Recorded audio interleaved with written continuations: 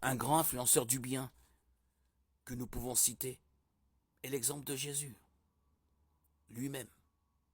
La parole de Dieu dit qu'il ne s'est pas soucié d'être Dieu, mais qu'il a choisi de se vider de sa gloire pour gagner des âmes par son bon exemple.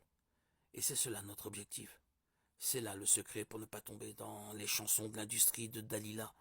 C'est chercher à être comme Jésus qui était doux et humble sans s'attacher à son propre moi, mais faisant ce qu'il enseignait lui-même. Renoncer à sa propre volonté pour faire la volonté du Père.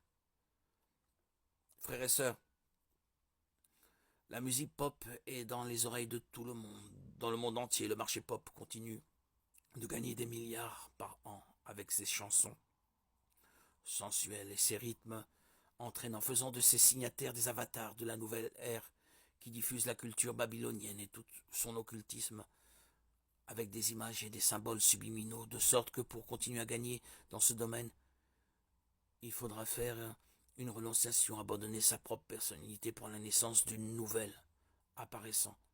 Ainsi, un nouveau personnage, vidé de soi. Bien que très populaire, ce serait bien si toute cette déconstruction n'était pas nécessaire.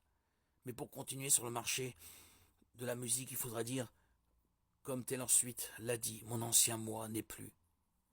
Là, mes frères et sœurs, en Christ, nous n'avons pas besoin de suivre l'exemple de beaucoup, mais nous devons suivre l'exemple de Jésus-Christ lui-même, qui, même s'il était roi, même s'il avait tout le pouvoir, même s'il était Dieu, n'a pas considéré cela comme quelque chose d'important auquel il devait s'accrocher.